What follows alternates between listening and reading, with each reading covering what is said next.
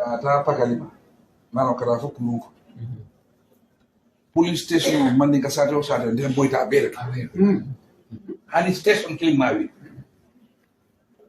That is deliberate. Abele no moy.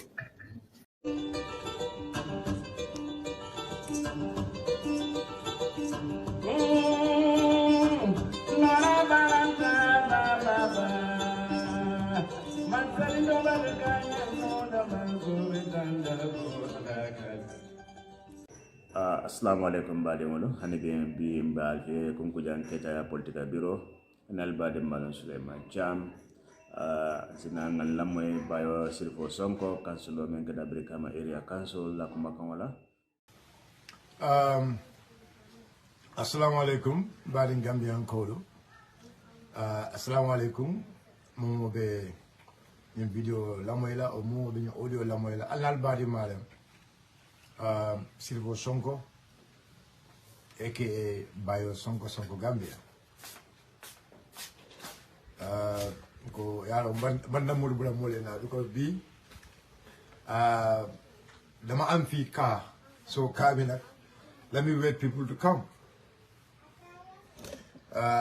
na mul bule na follow ba ko kachamen kana because it's very important yaje political wato sita anum mon mel yalon ko wala balo be social media alti I mean anytime it will after moment kala they feel like they will do it in social media and then they will go scot free but it's not amanga songa Gambia to no get bob so I got doge la wata fi afu la serious ibe campagne ne dina place o men tebul campagne wela ibe campagne abedata wala abedata back. So guys, just a quick one. I just want to make a few clarifications. Left a kind of cool senyandi mulma yalong Gambia alisa haklu du back. Anong Gambia nimul be nyola tal ben suda la kafo anong kafu jawo to soto la nyim banko kanjam tal ben suda la kafo anong kafu jawo anong kafo me yalon ko ka adama dewul mislead anong kafo to soto la nyim banko in the history of this country anong kafo to soto la jam wallahi aye ino batango yala ngam men fo jam billahi wallahi mol be la moy kala yalon ngam men fo aye Anamadungo na manipulator, anamadungo na faketa. Ala fembuka, ala everything will always be fake. But I want you people to listen to me keenly. Yalong alba wuri na. But yalong take me follow you to go. Sometimes when I see some other people writing, I be like, okay, you look it will angale kawalomay. You look to karantele, you look PhD level good. You have PhD, you have master's degree. You have, you have bachelor's or you have whatever it is. Either you are educated, but you cannot still resign. That's what I don't understand. Either go to quarantine. Either go to quarantine. Either the karamodo. But just a simple sentence, a simple English, it might not understand because membe nganyo kono, membe so kono. But it's a kumakilla for album mol mel feeling that will be jail, not people like me. Nakara uma jamfade but albe mol mel feeling la wol be jele not people like me silvo sonko Gambia and this is what I want you people to understand najale ni somonda because kunu sudo mbelu Musa said la life tole because nalla moyle nuwan ara nuwa diamuta karamona da diamuta sanana da diamuta I listen to all of them because ya alama duwaje kalamo roke ye lamani emol lamo ane hakilola utumole be jabilo no fanane hakilola ne lamo ane hakilola me lamani ndisola ne lamo ile because I want to know the truth ne lamo ile because left ka tonyale long hak e ba jele defana me no même fola ke tonyati bari ntaka ka lamero ke different points wala because ni Yankuba Dabo la severo ji because il a problem momenti ko Yankuba Dabo e wuli ala ko in fact Karamo Ceesay kola bon ataka ko ha ako chairman Yankuba Dabo ko don't lie don't steal but wo fele wo e lie wallahi Karamo you are the one lying it le wuli ya fokam momo la tetela itla o kuma kan itla version of the story la amari malla fenna fo wuliya but Yankuba Dabo memfo there is no iota of doubt Yankuba kuma kan men safe nuwa na nuwa wole bambandi madewulu alin na hakilo tabang alin na hakilo tabang na kuma wal jibe na lamoy na karam nim momo ma karam lafta men na wolo nyindi ko please ni atare ma karam teta Yankuba la kuma kan nyi lamoy teta nuwa lamoy Yankuba la safero fana ya karam ya understand fo Yankuba kuma la fo ala diamo kono bang wala ala safero nyi kono bang ko Yankuba safero Yankuba man diam ba Yankuba men safe anin nuwa men diamuta fo nuwa Yankuba there is no single word nuwa men fani and Yankuba la kuma kan but ya long it membe la moyo keka it depends the way you want to understand it. Yankuba race like Yankuba Nyin Karo and Yankuba Nyin Karo is very valid. Yankuba Nyin Karo is very important. Yes. And Nyin Karo is very simple. Ako, Atol Mel Kapoko, I don't have evidence about Talib being corrupt. Alila moy jande al talib ñinin kabang let me just la fundo al talib ñinin ka what transpires between Itolnin Nuha Ceesay what transpired in Nuha tema al talib ñinin kabang for a couple Nuha ko Englishman. For a couple Nuha ko Englishman. Mundo about because Nuha balanta men na wole kick bako. A balanta ka kick bako menjo. Alina mwede. Say, Yankuba la diamo nyusay nyanta ka ujibe bag ay mensafe ina Nuha la diamo to say. Nuha na Nuha Ceesay na aya confirm ko Yankuba memfo. Yes, meeting in Sorotale. And meeting in Sorota Muntol, a sort of KMC. Dumalam KMC la Nyaton Court.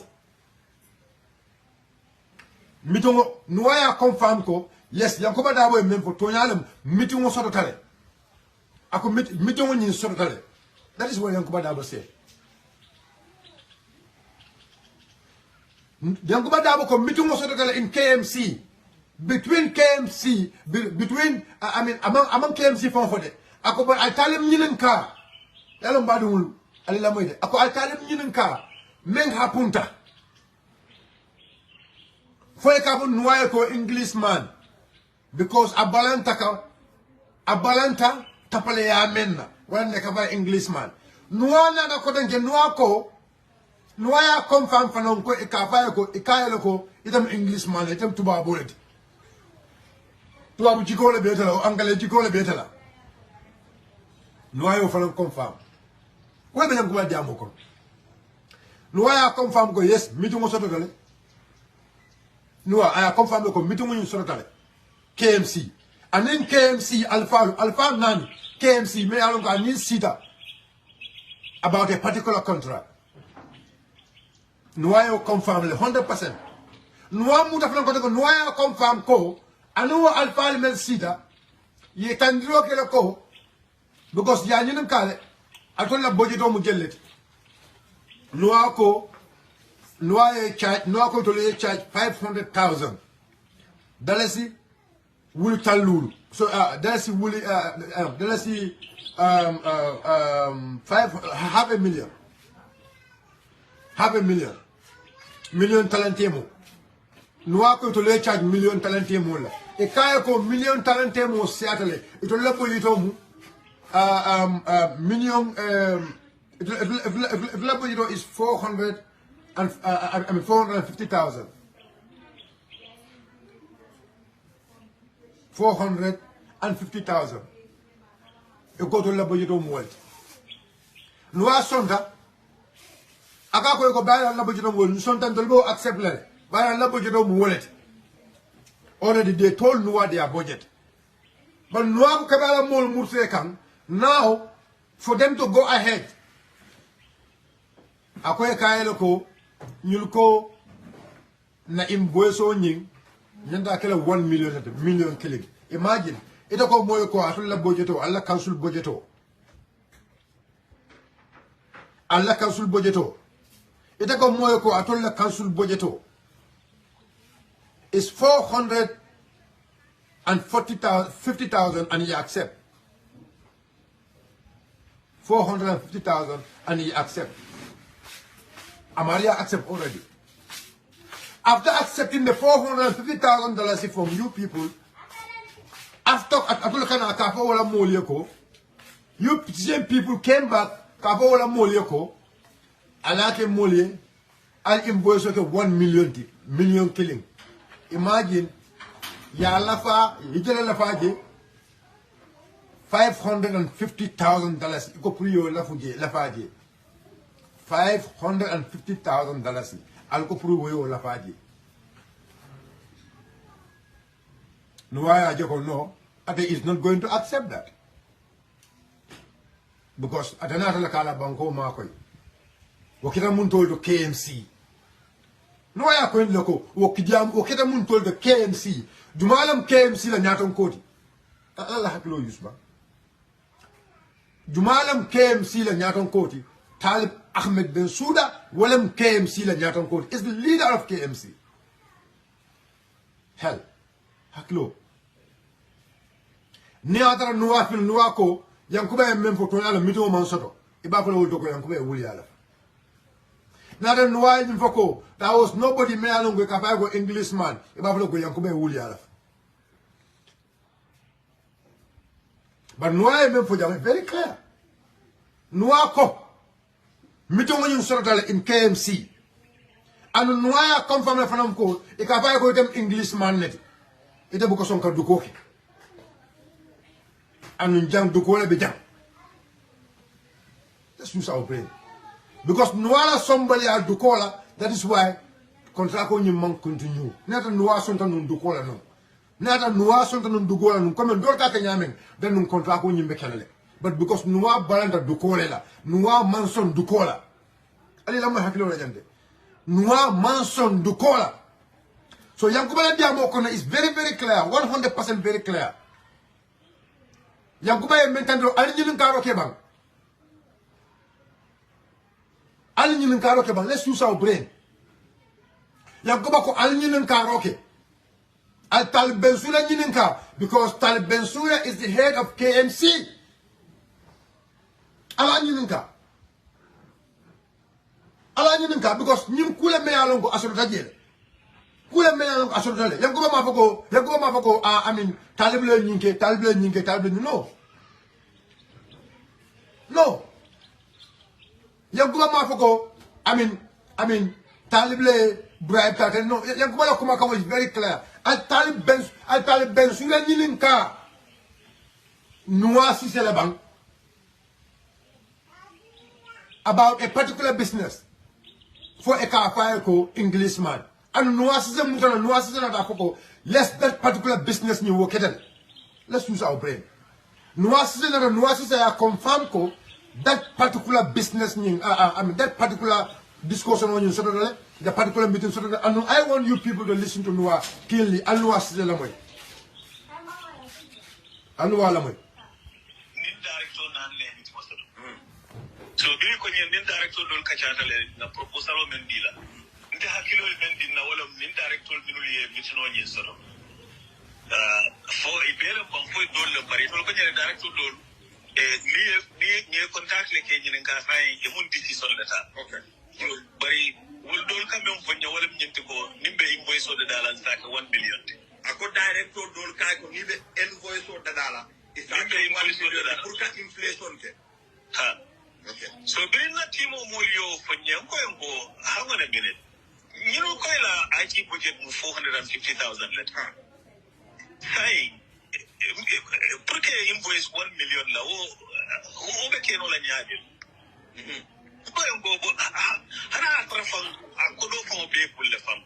You know, how can I justify that? Because in principle, agreed to 450,000.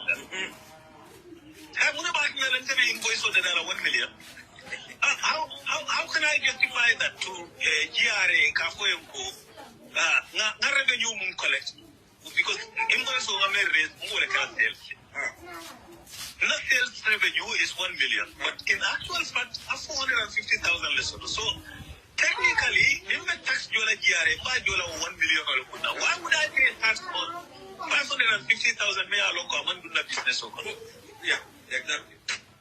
And then 550,000, why would I want to give that away? What is the justification? How can I justify that? So no more Murunta, you call your well, Patunga halfway, but equal, you know, price me for the invoice on the more than that.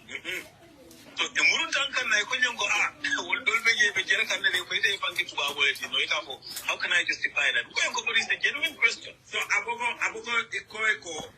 It's a partner from the Koiko. What director do you do? $1 million of this contract. What director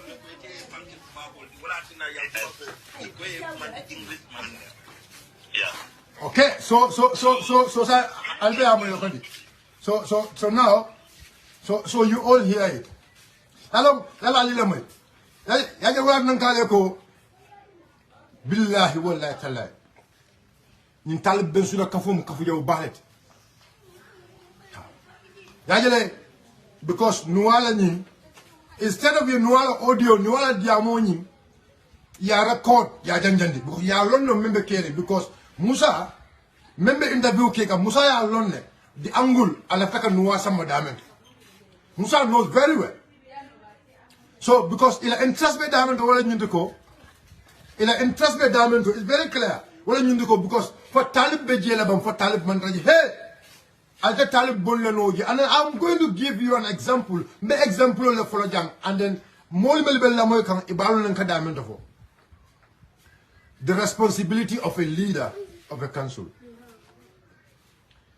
noye memfo is very clear ko kabranata anadam mituma wato me ay talib ñuninka ay talib ñuninka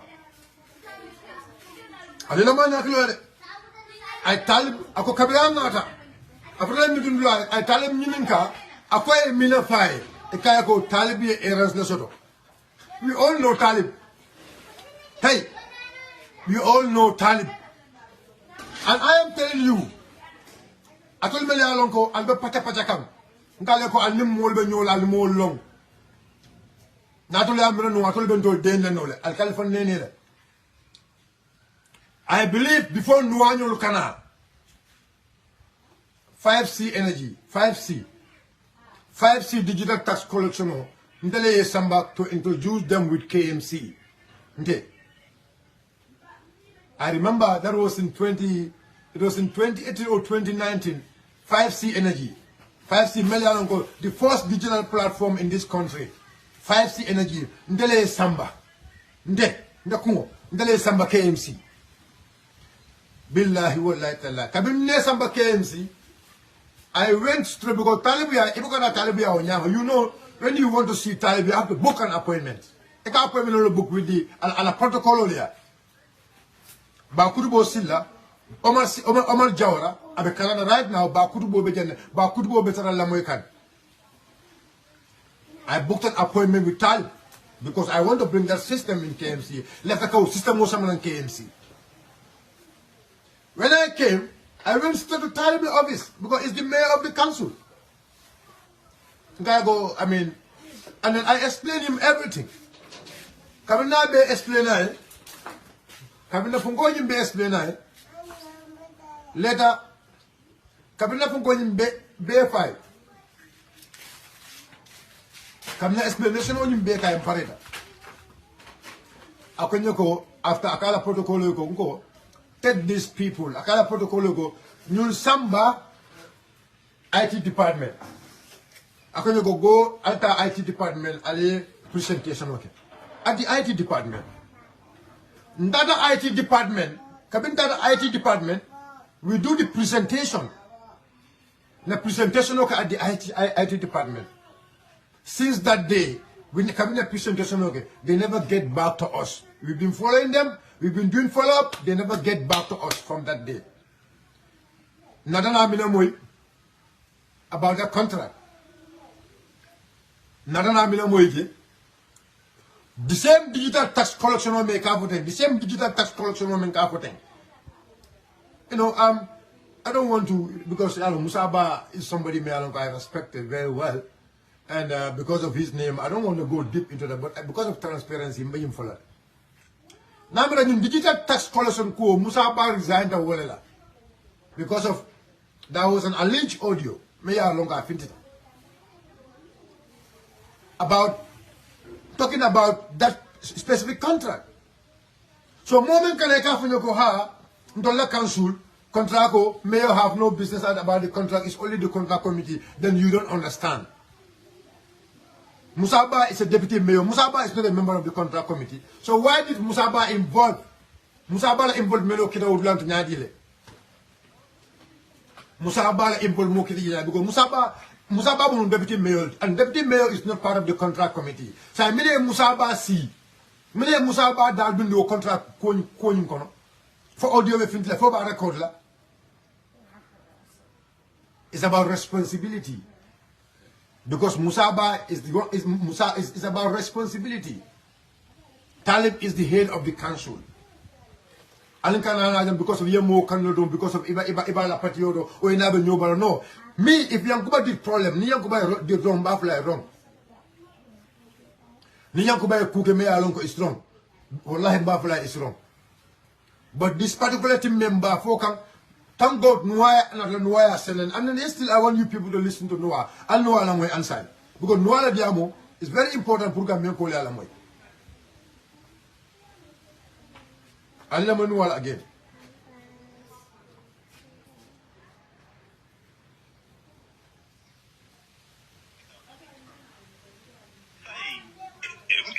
Porque invoice 1 million la o be kero la nyaani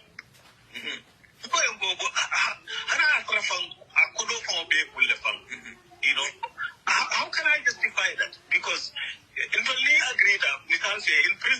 agree to 450,000. Invoice on the $1 million. How can I justify that to GRA Kafoyemko revenue collect? Because invoice on sales. Not sales revenue is 1 million, but in actual fact, 450,000 less. So technically, the tax jola GRA, my jola 1 million. Why would I pay tax on 550,000 may alone come and do the business? Yeah, exactly. And then 550,000, why would I want to give them away? What is the justification? How can I justify that? So no more murunta, you couldn't go well, but halfway, but equal, you know, a price men for the invoice on the dollar more than that.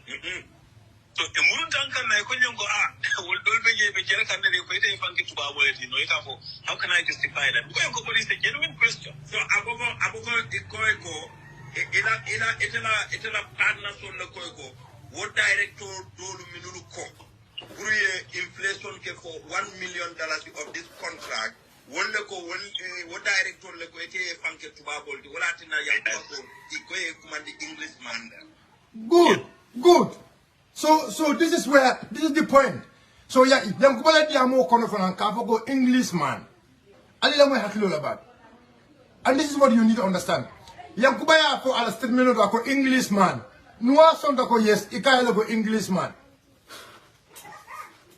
A guy like Englishman. No, Karamo, now I request and Mala question Tara, I request any. Nuako, Yankuba men for Englishman, Akotoya le Kailo for Englishman, and Yankuba for Englishman. Let's use our brain.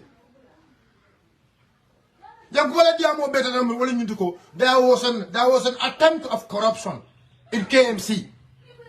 And Nuaya confirmed, yes, there was attempt for him to bribe them. That is what Yankuba, you know, it's better earlier understand. It's better earlier understand what is going on.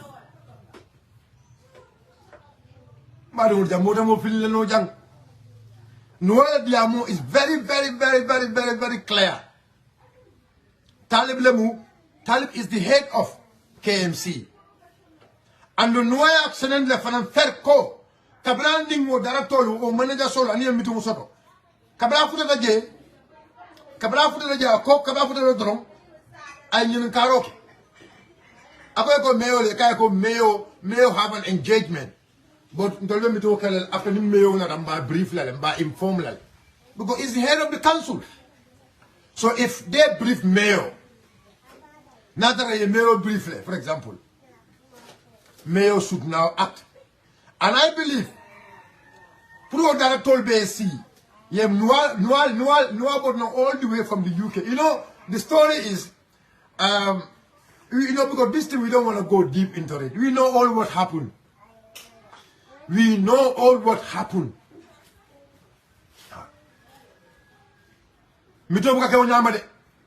Just UK, you just get into the council. You don't council and you have a meeting with 4 directors. No, there must be prior notice. You cannot just come to the council just right now. You know, imagine 3-4 directors. 3-4 directors will be in IBC near meeting. There was a prior notice. And you see, Talib Bensouda is very smart. We only listen to the commission. Be commission la moile. Na lona ko Talib akala jemo play jam be alone. We know it. Jumala mo lonja. Jumala me lonja. Talib kala jemo play jam. Talib kala kato play jam be alone. That's not me alone ko mo be mo long. He is a very smart lad. And I was listening to Karamo.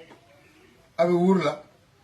Ako Yankuba Dabo kata kasi contract committee le. Nga Karamo, you are lying. Iba funny Allah. It's not true. Yankuba Dabo bukasi contract committee.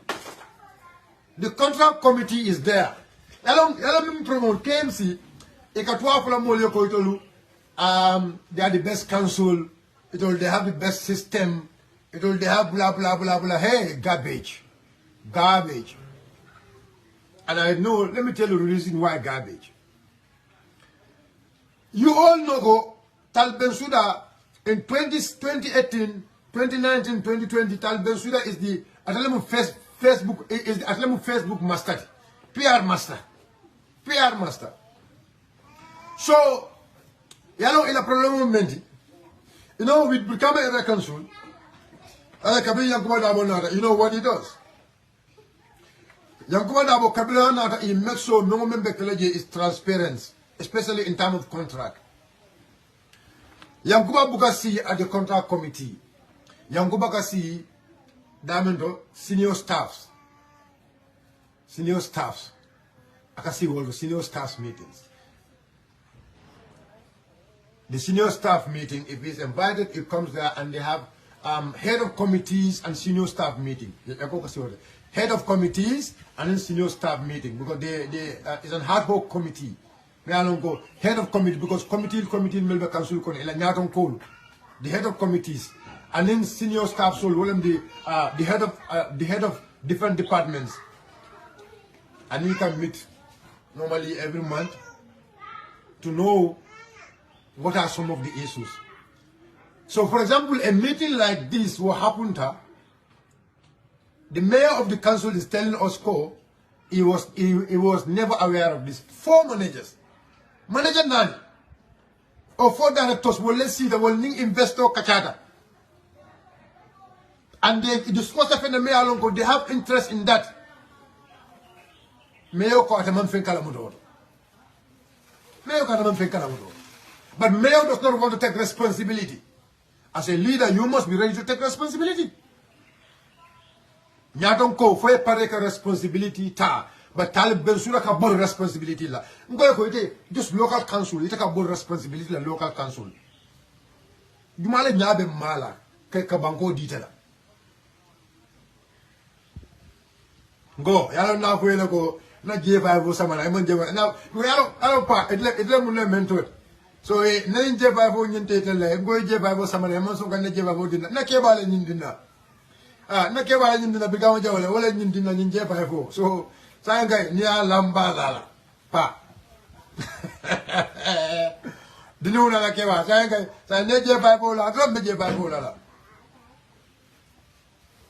Yes, imagine director nani director lemon from manager lemon for head of department so but all these people are head of different departments in the council. Well, more nani, well, link investor see, and kabri investor in nada, I need a sioning. I tell him, I go, he was expecting mayor to be there, and when he reached, I mayor Nilankale Kako, mayor Eras Lesotho. Because he is very smart. He is very smart. Parliament Talib though. Talib Kum Khandiban. Parliament smart. In terms of, he knows how to play his cards. Falmolo. In terms of, Kamol fight, Kala staff so fight table or but Menya is Talib Bensura na commission ala Klako. Imagine Atala Kala Klako yoko. Atala Kala Klako yoko. Ala Klak. Akala Klako Pruwe Savero Kai. Ala Klako Savero Kai. Talib Bensura na commission Talib Bensura ko Hala Klako lo Save Atamo Save. Talib Bensura ko ala Klako lo Save Atamo Save. Imagine that. It is a color clave go left and you later say you give him instructions. I instruction on you that I say. It is a commission kono. You want to give the responsibility on the clerk. That is who Talib Bensouda is. He never want to take responsibility. And as a leader, you must take responsibility. And I want to tell you one thing. You know, a mayor of a council, I don't make a Talib. Talib first time in office, Talib Kowate, he is the mayor, he's not going to sign any check, he is not going to be responsible about money. Because he was advised he's not responsible in terms of money, he's the head of the finance director and then CEO Walemar Kodola. Because he does not understand. I'm a family, he does not understand the law. Every single spending of the council the council need to be aware of it. Council council nyanda ka kalam do jumalem council the nyamo council walam council te anin chairman or the mayor walam council transu ka bo council because me lekada mole jumale samana mole jumale entrust to be the leader of the council. Mole Jumale entros, mole dikita Jumala la, mole Jumale tombum, pura ke council la nyaton kodi, wale mayor. So mayor need a council every spending, every single activities in the council, you should be aware of it. But you don't understand it. Every single thing, mayor long have a council, you should be aware of it. If you are not aware of it, because the CEO Katala can brief, CEO need to go to the mayor, can brief almost every day. Go be never caring. This is the interest they have. So CEO will call CEO will come to the mayor. They will go to the mayor's office and brief him. Go be never caring. And likewise, Joro Fanan to pay. Ning CEO or the finance director, they want to in effect any payment came. Mayor need to sign to confirm because every council it can mayor Joe. It can mayor the mayor Joe Karifa Joe la mayor. Even deputy mayor, vice chairman, Ibuka Joe Karifa Kodola, Karifala. And I want people to understand. Vice chairman Kajo Alawan Solela. It's only mayor of the council ika meyo da mala jo karfa jola andi kana mur ko ke ka office diala ikana mur ko ke ka moto diala mun kama pour ko ku be ke kam council you need to be aware of it because council is about money ni ma fa money bo council mu kodo de kodo flus council mu kodo de kodo because mol ke la na flo le sama council mol la na flo me ka sama council ila de tele la ko tele mu le meyoti ko kodo manya na ka dépense ite ma kalamuta wala tinna kadu yankuba dabo na rabbe kama era council ika ko no ko ko kay no kiamano buka check sign kiamano ma responsible check la kiamano buka check sign kiamano ma responsible check la kununku akoy ko no nda buka check sign o mankentala isuri I'm not the one responsible buka check o sign but I have right to make approval of every single payment because at the end of it I am the one elected by the people. Molia Kado for Intele to be there to take in charge. Luka Kela na fulo ninta kamara. Ono na fulo beta pass the daughter and intanya da kalonne. Responsibility, leadership. Molia Kado for Intele as the mayor or as the chairperson of the council. So new wala na fulo dem ya sama nanjang. No na fulo nyimbe jola daughter and intanya ka kala mutale. Na threshold sama. The threshold of someone can go, okay, because now it's a general council now. So general council like a already. Ndana general council, go sign, go see what the Joro Kelano, Joro Mentamita, Wilta Lula. Any payment me along got a Wilta Lula, go see what I Joro, fire Kiaman Yininka. Because general council will be somebody, Kiamano, La Capaco, even enjoy it in the Kakalamutal. But name for me along got a 1 million, at a million kilula. Kiaman ita fananto signala node. Kiaman ita fananto sign na node. Inyanda ka samba muntole, inyanda ka samba to general council. Ajele dedication of authority. Dedication of authority. Authority D nyame. Ha, you are the head of the council. Ha, item chairman odi. Ba ita fanan ndol council ol fanan na ita fananti. Odon ndol council ol fanan me limited symbol di ita fanan na council ol ka symbol di. So ikayako sign ning CEO sa Joro Kenol atara man chairman on nyunka Joro me along is less than 50,000. But kabrin taran najeko ikamine ke ikakuntunde nare mine $0 to $1. Kabo go sign taranso kabo zero butu to $1 alu alitabugo kabo naga najeko Kabo 0 budu to $1 CEO so da mala jolo. But anything more than $1, na a voucher chafe. Ni la voucher be bill everything. Inyanda ka samba mundo, inyanda ka samba to the chairman ya jibe. But ning atara joro nin tambita more than 1 million na. Chairman also need to bring it to the general council. General council le ba fly ko. General council le nyanda ka song. From bo spending kela bam front of spending kela.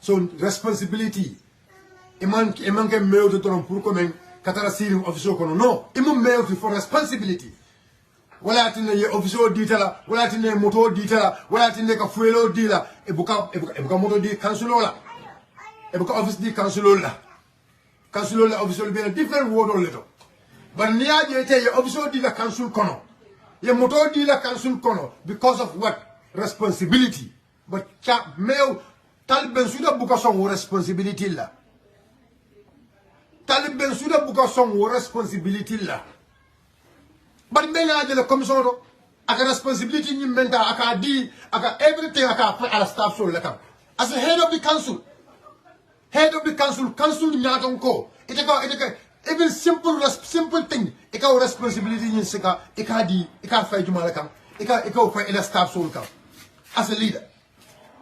So I'll mold the handy. Chairman, you come down with Memphis, Nuha Ceesay for Senator set. Except if you don't want to. I love it. Except if Niata Iman Lafi Tonya Lamoela. Ha.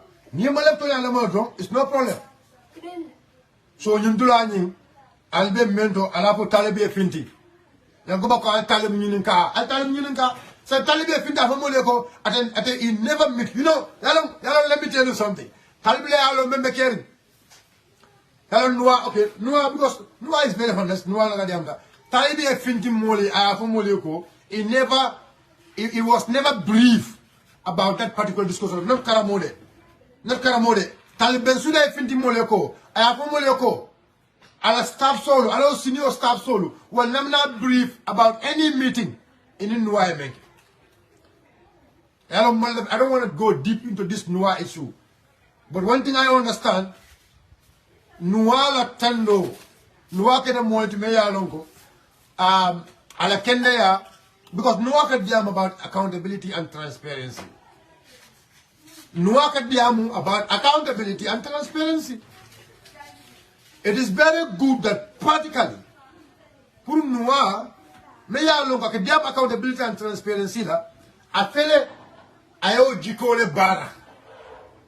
But not the phone call about phone sending like eko ma muro buka phone daddy and no. Muro buka a phone daddy and no. Muro buka phone daddy and no. So I did a make it all in go. Nuha la kendaya. Nuha la beteya. Nuha la incorruptibleness because Nuha wale Gambian call ye wala melka Nuha la moy kunum bile ibelala Nuha la katambi kununna alila moy de bile ibelala Nuha la katambi kununna because ya jere ko practically Nuha kita moti me ya lonko atilintale because nin Nuha munun doti num abe sonna like a 1 million invoice di nyula no because but Nuha mu moti me ya lonko a man song 1 million invoice on yin kadi nyula ay banko tankale. So this means ko Nuha ka memfo this means ko Nuha ka memfo akabara wala la. But alay opportunity create ay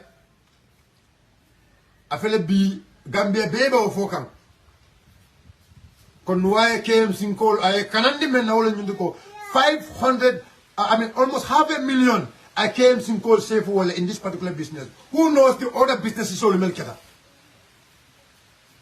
Elom alkana kumola mayanin jisola. Other business all melkeda KMC kono. Jumala long wol kita nyadile. Andani hakirola. Yalam Nuha fintida. Nuha yafo. Gambia be yalo ko Nuha mo kilin niwonti. Gambia be yalo ko Nuha ka men advocate in the radios, Nuha ka men advocate in the TVs, to nyalem wolem Nuhati. Yakuba double for your opportunity create Nuha. Because ni Yakuba man finti kanyum for no. Danu mol na talo noko Nuha e bang nyintile male asifare. Wala tinatul melekana ka alkafoko ethically go. Ethically there are discussion mele alonko ibe itawul mari nyol tol fola. You understand? Ethically, not alkadia alko daji ko la karola fo nini moyo ko kachatol damal fo nyanda ko fola bango yankuba ni mole ku jama balle kacha but ko membo ko nying there is a public interest and the public interest number one public interest member nyinto wala nyinto ko kanua Nuha me ya lonko akatra radio to akadiamu accountability and transparency la afele akete mod me alongo yankuba ya senendi Gambia be yankuba ya tendi Gambia be alkaw Nuha Ceesay mella moy aka memfo adala wala ma jikoti ha aka memfo adala wala mu ajikoti. That is what yankuba e woleke about this case.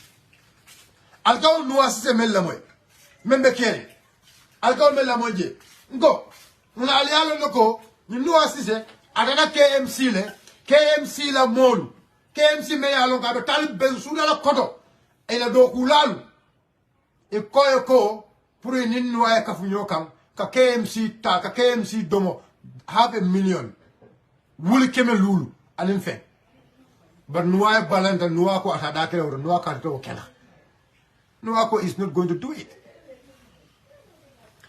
yankuba e wolefo so iba ko da mun ko yankuba e fani ala fo ni atara nuwa ko yankuba e men fa man soto yankuba e men fo ni nuwa ko aman soto billahi mba ko yankuba e fani ala badan sa ko nan kedro nse nuwa la mo yani hakilo la human resources director human resources and in service okay so during mitino start mitino yin daire na ko talib dum e ko nyam ko no talib e mitino so do banjul bi asete ma be no la mitino do bando se continue no la ba bris la ya moy talib dum talib e mitino so do banjul asete ma be no nyim mitino nyin to ban tol be mitino nyin kenele after mba brief la so you telling me ko then eko young should not connect talib into any of this when already noya tandi lako aniya meeting on menke ya file ko be talib brief la if talib name not talib to man dum jamo kono parce one will say ko no why should youngs put talib into this but another from talib to man dum jamo nyun kono talib is the leader talib le mu council la nyaton koti alkamina mabu alkamina silang atol ko atol le fenyum bankola atol ko atol ta hani la transparency la atol ko dole banko di atol la fon tol nyamata fatul ya mera nun tol nyamata le ba I don't want to continue discussing about the 5C. You know 5C come over here. Albal bulu kala al kunto. What happened later? 5C mila labanta 5C. 5C labanta jumale bulu kono. Jumal 5C be jumale bulu kono bi. 5C me alon ko I introduced it in KMC. Altala ñu jumalem 5C le loyalty sign. 5C me alon ko dana bikama era council. Nela ko di bikama era council. Bikama era council ni bikama era council le contrat ko ñu manana continue. Ba kutubo silla bella moy kam. Ba kutubo silla bella moy kam. But kabri na bikama era council and then Brigama Era Council do okay. May on the 10th of May, will Brigama Era Council 2023, Brigama Era Council 5C la contract ko ñing cancel. Madu wali la moy de.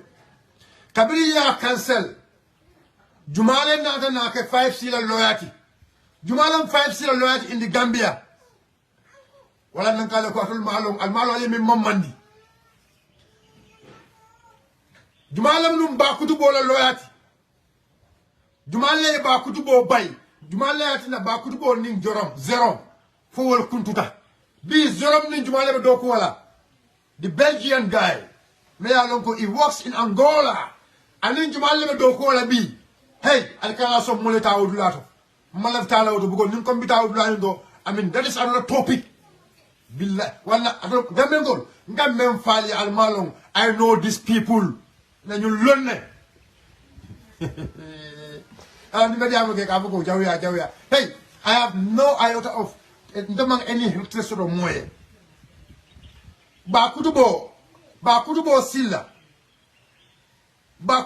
ngol fayde ali ba kutubo silla ñinin ka bang 5C me ya lonko 5C energy the first digital platform in the council 5C energy men yalon ko do ko ke bigam na council on the 10th of May la yela contrat ko cancel 10th of May yela contrat ko cancel wala kabri yela contrat ko cancel go 5C energy B jumala mula loyalty nyim banko kan who is the lawyer Karamo if you want to if you want to come send me request me accept la Karamo Ceesay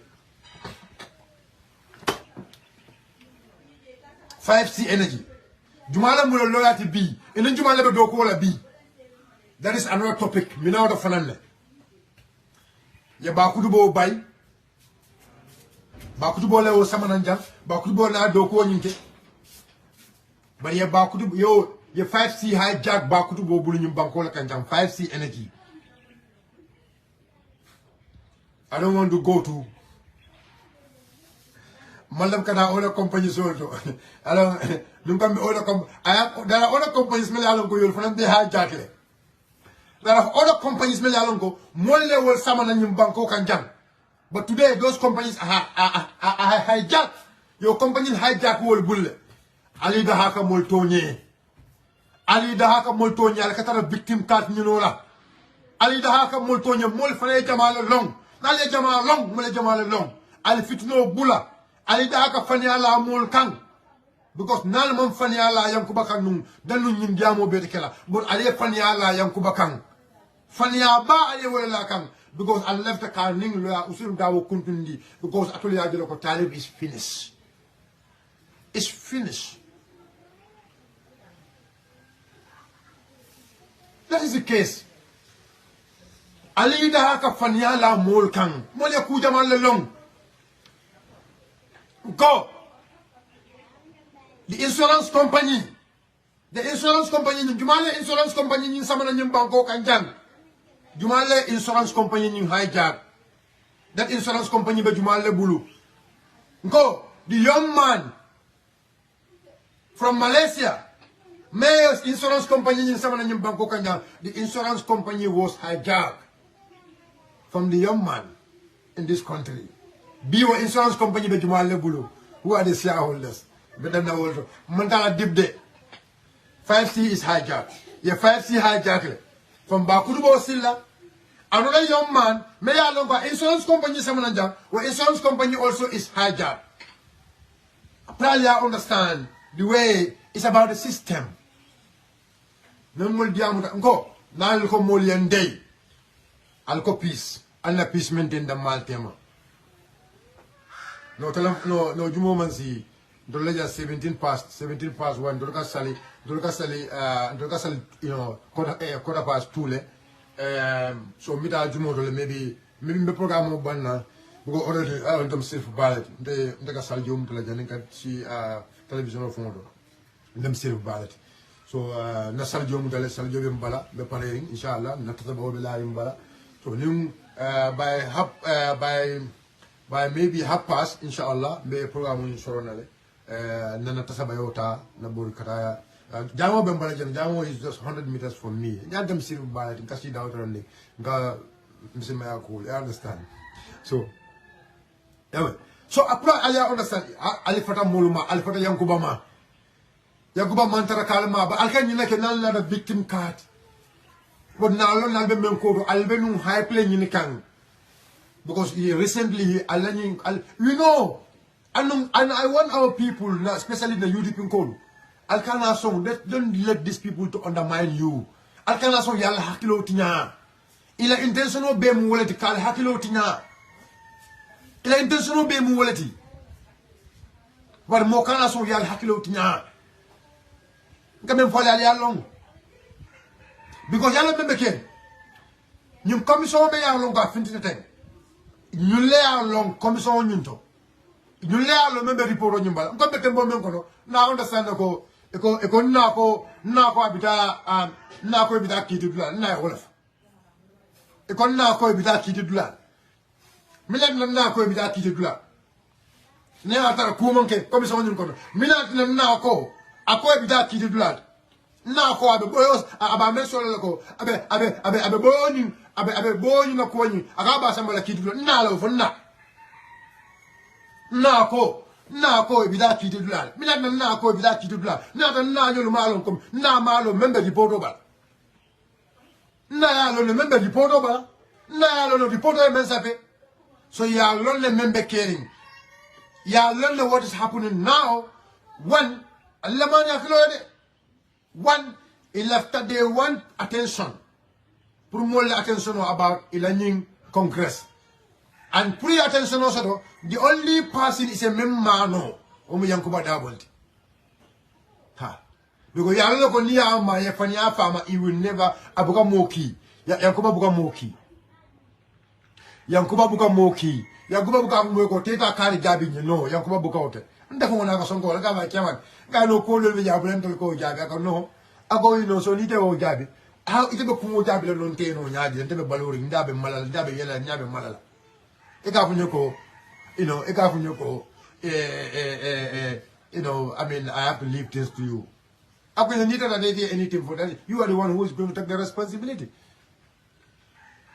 this because I have the discussion with him ngako no you blendo le bulu akonye ko julu juma akonye tel no akonye julu juma akonye talib lemu akonye talib lebe nyulu koma talib nyimel be ka fonko kadin talib lem ndala nyul jabi lan tabe talib la jabi la because talib lem mula nyaton koti ni ngata talib ibe menke kan talib man la fala talib ba fele ko ya stop ba talib ben sura la mula nyaton koti talib ben sura la ke mula kan nen nen oyo kuma fomba ni tabe jabi lo kala me talib ma mbo fala talib la kam because ndamanta do jabila ya go manta bojo lu jabila yang ko be talib la jabila because talib bu yang baya feel ko it can men for they are representing Talib Ahmed Bensouda adu wali la moy yang ko baya lo ko can men for they are representing Talib Ahmed Bensouda or nim atabe jabilo kala be Talib Bensouda la jabila because ani wala kay at least yang ko ba level is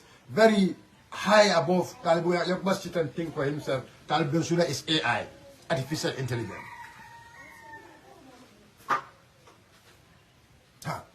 Talib Bensouda is AI, artificial intelligence. AI, artificial intelligence. So Yankuba think for himself, and he respond for himself. Tadibia. So Google lebedang, alta do ni ko tanke. Go and find another one. Nan lefta Cairo la na fale loko. Anna Cairo sabati ni nyoti mango. Takhabal rahumi. Takhabal on final takhabal for takhabal or takhabal. Go, is it for takhabal rahumi for takhabal? I don't know. Takhabal rahumi. Yes, America. Takhabal for takhabal. Sisla mako ba is it takhabal? Mako ba for takhabal rawmi lam fo takhabal rawmi lam ale makoy mafono mafono ale makoy fo is for takhabal lam fo takhabal kan takhabal fo takhabal mafono sisla ale makoy ba is takhabal rawmi lam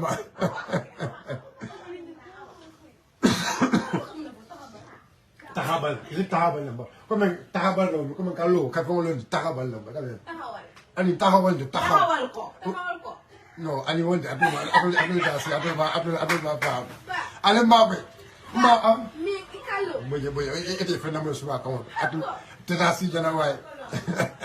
So, no, Tahawal, and they don't understand. Takabal for Takabal. Okay, so guys, yeah, that's a joke. Sometimes it's good to bring in jokes. So, Amaduka. Yeah. Amaduka. So, Amaduka bought a new GDC there. So, I GDC, Kariya. My phone called, tell you, Nanyafita.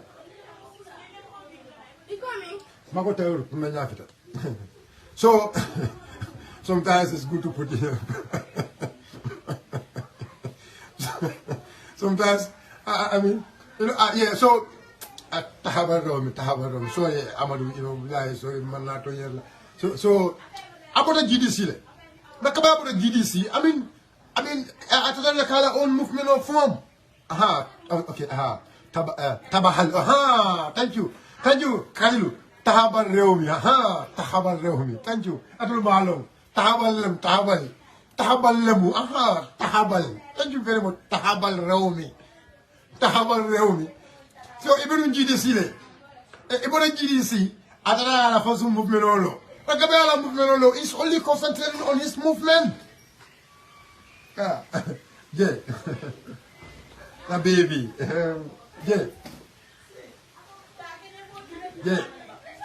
Jeko na jomi. Kariya. Josa manyala na minjo. So tahab. Bila wala tala. No. So tahabal Raumi. Itala na yala movement olo. Kabi yala movement olo. Ibe la advocacy keke fe. Ba atulu ko atulu tentol bulala. That is the problem. Nina madrom victim card ha alaba yang kubay ko ay for Talib ma alaba yang kubay ten hey ali be kata ko kala ka yanko ba wuliyande alata yanko ba wuliyande no ndala nyum faale ada badi mo manti mare ni wolen ni be ada kan ko tenyu ko de sanso ko ifta la sa ko ni mo fta je ta